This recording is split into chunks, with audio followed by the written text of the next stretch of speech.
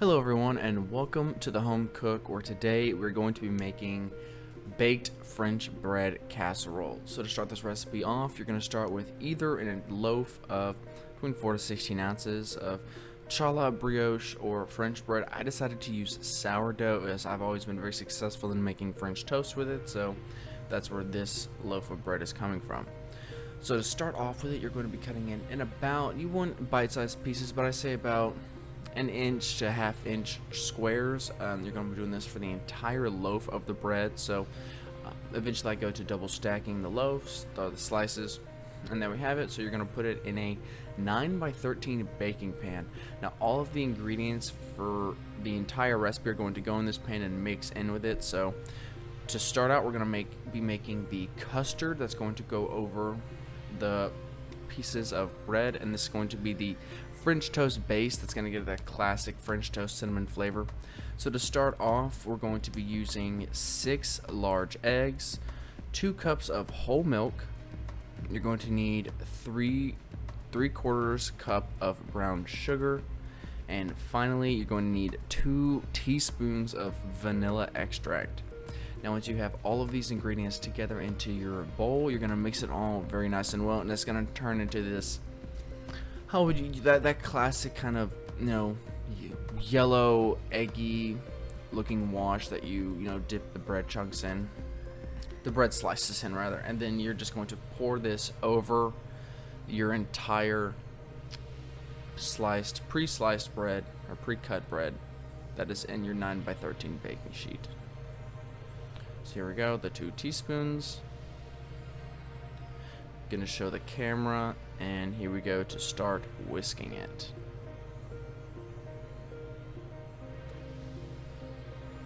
And there we are.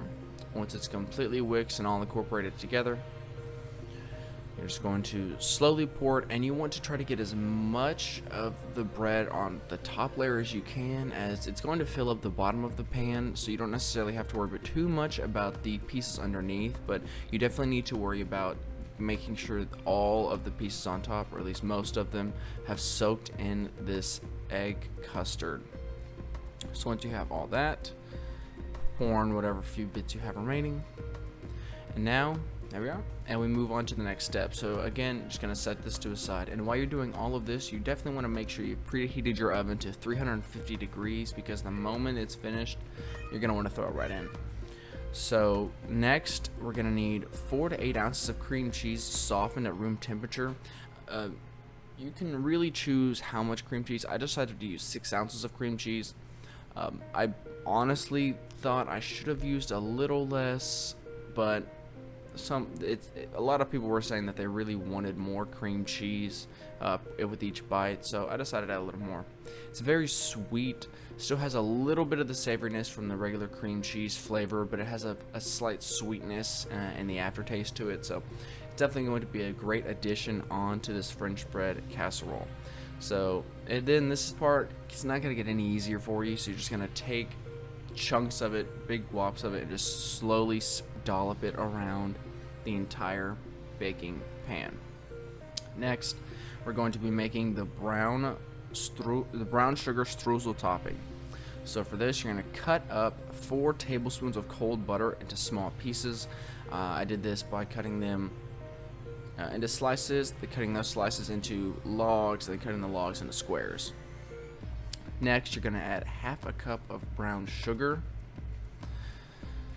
Then you're going to be adding a 1/4 cup of white flour,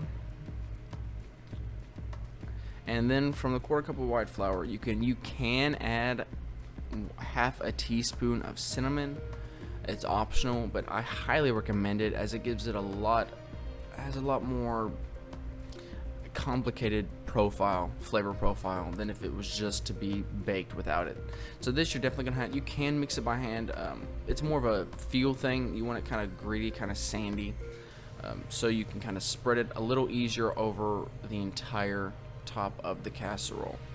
And you don't have to worry too much about making sure you want all the pieces covered, but again, they're gonna melt. It's gonna seep down into the lower layers of that bread casserole, so you don't have to necessarily worry about it too much.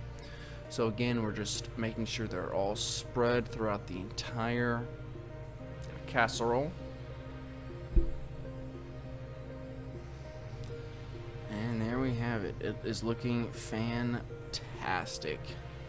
Pour the rest of it in. Make sure the camera can see. And there we are. So now it's going to go in the oven. But first, we're going to wrap it in aluminum foil. You're gonna cook this with the aluminum foil on for 25 minutes. Then you're gonna take it out, remove the aluminum foil, and cook for another 15 to 20 minutes. I would definitely recommend cooking for, I'd say 15 to 20 minutes is perfect. 15 minutes for me was a little better than without having to wait so long for it. So again, it's starting to look a little better then, and we throw it right back in the oven. It looks a little more s'mores right there. And here we are, the finished product, the baked French bread casserole. And here we are, first bit.